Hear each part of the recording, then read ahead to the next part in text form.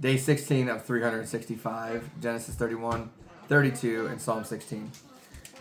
31. Now Jacob heard the sons of Laban were saying, Jacob has taken all of our fathers, and from what with our fathers he has gained all the wealth. And Jacob saw that Laban did not regard him with favor as before. And the Lord said to Jacob, return to the land of your fathers and to your kindred, and I will be with you. So Jacob sent and called Rachel and Leah into the field where his flock was, and said to them, I see that your father does not regard me in the favor as he did before, but the God of my father has been with me. You know that I have served your father with all my strength. Yet your father has cheated me and changed my wages 10 times, but God did not permit him to harm me. If he said, the spotted shall be your wages, and then all the flock bore spotted, and if he said, the striped shall be all your wages, and all the flock bore striped. Thus God has taken away the livestock of your father, and given them to me. In the breeding season of the flock I lifted up my eyes and saw in a dream that the goats that mated with the flock had striped, spotted, and molted, whatever. Then the angel of the God said to me in the dream, Jacob, I said, here I am. And he said, lift up your eyes and see, and all the goats of the mate with the flock are striped, spotted, and molted. For I have seen all the Laban is doing to you. I am the God of Bethel, where you anointed a pillar and made a vow to me. Now arise and go out from this land and return to the land of your kindred. Then Rachel and Leah answered and said to him, is there any portion of inheritance left to us in our father's house? Are we not regarded by him as foreigners? For he has sold us, and he has indeed devoured our money. All the wealth that God has taken away from our father belongs to us and to our children. Now then, whatever God has said to you, do. So Jacob arose and set his sons and wives on camels. He drove away all his livestock, all the property that he had gained, the livestock and his possessions that he had acquired, and Paddan Aram, and to go to the land of Canaan to his father Isaac. Laban had gone to shear his sheep, and Rachel stole her father's household gods. And Jacob tricked Laban, the Aramean, by not telling him that he intended to flee. He fled with all that he had, and arose and crossed the Euphrates, and set his face toward the hill country of Gilead. Now, when it was told that Laban on the third day that Jacob had fled, he took his kinsmen with him and pursued them for 7 days, and followed close after into the hill country of Gilead. But God came to Laban the Aramean in a dream by night, and said to him, be careful not to say anything to Jacob, either good or bad. And Laban overtook Jacob. Now Jacob had pitched his tent in the hill country, and Laban with the kinsmen pitched tents in the hill country of Gilead. And Laban said to Jacob, what have you done? You have tricked me and driven away my daughters and captives of the sword. Why did you flee secretly and trick me, and did not tell me, so that I may have sent you away with the mirth songs, with tambourine and lyre? And why did you not permit to kiss my sons and daughters farewell? Now you have done foolishly. It is my power to do you harm, but the God of your father spoke to me last night, saying, be careful not to say anything to Jacob, either good or bad. And now you have gone away, because you longed great for your father's house. But why did you steal my gods?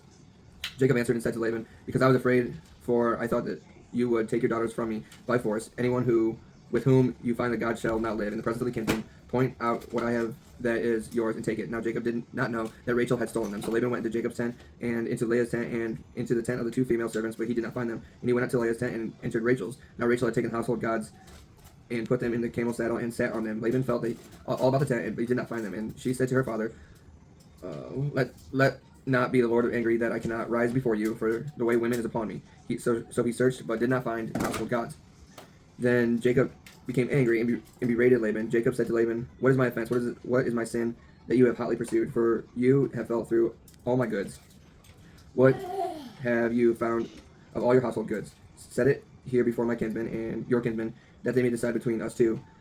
These 20 years I have been with you. Your ewes, your female goats have not miscarried, but I have eaten the rams of your flock. What was torn by wild beasts I did not bring to you. I bore the loss of it myself. From my hand you required it, whether stolen by day or stolen by night. There I was. By day the heat consumed me, and the cold by night, and my sleep fled from my eyes.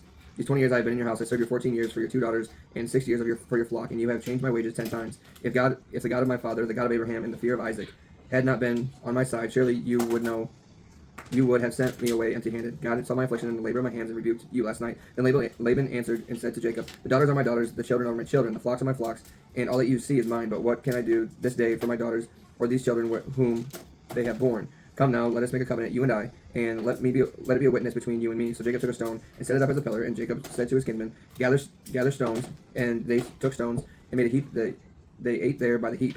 Laban called it Jagar Sahadutha, but Jacob called it Gilead. Laban said, this heap is a witness between you and me. Therefore he named it Gilead and Mizpah. For he said, the Lord between you and me, when we are out of one another's sight, if you oppose my daughters, or if you take wives besides my daughters, although no one is with us to see, God is my witness between you and me. Then Laban said to Jacob, see the heap of this pillar which I have set between you and me. This heap is a witness, and the pillar is a witness, that I will not pass over this heap to you, and you will not pass over this heap and this pillar to me, to do harm. The God of Abraham and the God of Nahor, the God of their father, judged between us. So Jacob swore by the fear of his father Isaac. And Jacob offered a sacrifice in the hill country, and called his kinsmen to eat bread. They ate bread and spent the night in the hill country. Early in the morning Laban arose and kissed his grandchildren and his daughters and blessed them. Then Laban departed and returned home. 32. Jacob went on his way, and angels of God met him. And when Jacob saw them, he said, "This is God's camp." So he came to the end of the place, Mahanaim. And Jacob sent messengers before him to Esau, his brothers, in the land of Seir, the country of Edom, instructing him, "Thus you shall say to the Lord, Esau, thus says your servant Jacob, I have sojourned with Laban and stayed out until now. I have oxen, donkeys, flocks, male servants, and female servants. I have sent to my Lord in order that I may find favor in your sight." And the messengers returned to Jacob, saying, "We came to your brother Esau, and he is coming to meet you, and there are 400 men with him." And Jacob was greatly afraid and distressed. He divided the people who were with him, and the flocks and herds and camels, into the two camps, thinking, "If Esau comes to one camp and attacks it, then the camp that is left will escape." And Jacob said, "O God, my father, O God of my father Abraham, the God of my father Isaac, O Lord, who said to me, return to your country and to your kindred, that I may do you good. I am not worthy of the least of these deeds of steadfast love and all the faithfulness that have you shown to your servant. For with only my staff I have crossed the Jordan, and now I have become two camps. Please deliver me from the hand of my brother, for the hand of Esau, for I fear him, that he may come and attack me, the mothers with the children. But you said, I will surely do good and make your offspring as the sand of the sea, which cannot be numbered for multitude." So he stayed there that night and went, and from what he had with him he took a present for his brother Esau: 200 female goats and 20 male goats, 200 ewes and 20 rams, 30 milking camels and their calves, 40 cows and 10 bulls, 20 female donkeys and 10 male donkeys. These he handed over to his servants, every drove by itself, and said to the servants, "Pass on ahead of me and put a space between drove and drove." He instructed, "First, when Esau my brother meets you and asks you, 'To whom do you belong? Where are you going? And whose are these ahead of you?' that you shall say, 'They belong to his servant Jacob. They are presents sent to my lord Esau, and moreover he is behind us.'" He likewise instructed the second and third and all who followed the droves. "You shall say the same thing to Esau when you find him, and you shall say, 'Moreover, your servant Jacob is behind us, for he thought I may appease him with the present that goes ahead of me, and afterward I shall see his face. Perhaps he will accept me.' So the present passed on ahead of him, and he himself stayed that night in camp. Jacob wrestles God. That same night he arose and took his 2 wives, 2 female servants, and 11 children, and crossed the ford of Jabbok.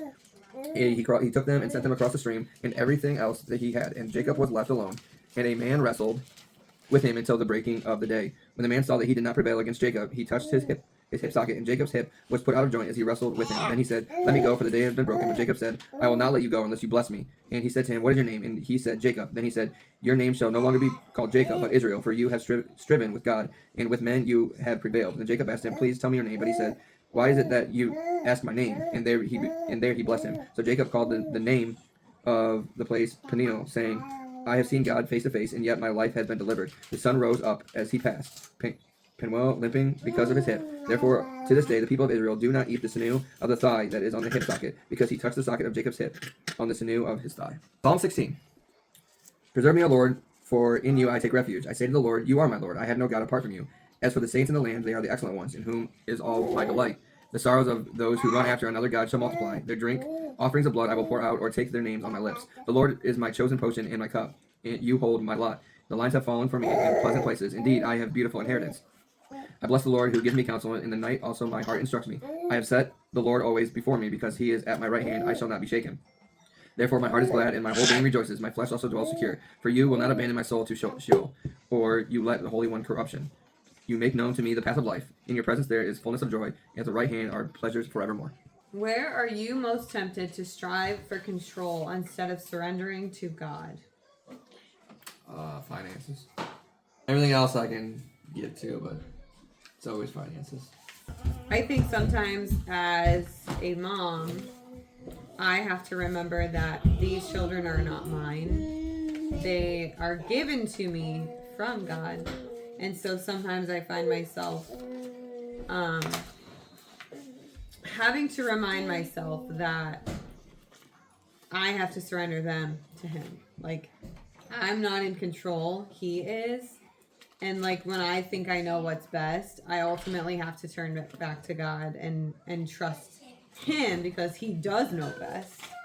And so I think I've gotten better at it, but there are times where, facing things with the kids, that I have to remind myself of that and truly in my heart surrender. What unfinished fear might God be bringing you face to face with right now?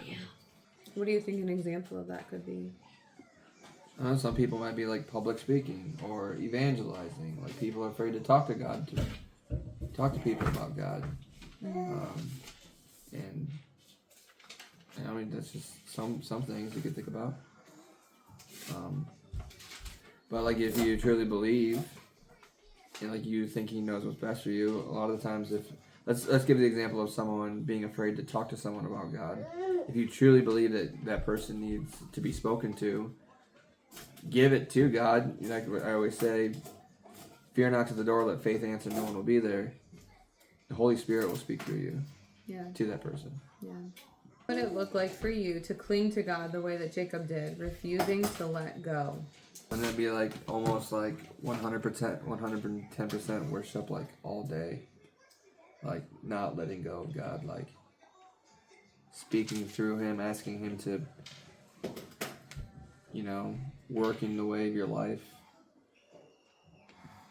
Yeah, I mean, just like constant fellowship with God. Like, I mean, that's the way I see it. it's a tricky Cling one. to what you know and never let go. It's a day to remember. I don't know. Sorry. Yes, you do. No, you're singing it. Psalm 16 was really good too. I had a lot highlighted in that. Mine, I don't know. I like my translation better in this. Like, every good thing I have comes from you. I've come to you for refuge. Troubles multiply for those who chase after other gods. You hear that? Idolatry. I know the Lord is always with me. I will not be shaken, for He is right beside me. No wonder my heart is glad and I rejoice. My body rests in safety. I don't know, like that whole 8 to 11 I have highlighted and underlined. So just good. All right. That's it for day 16. Peace.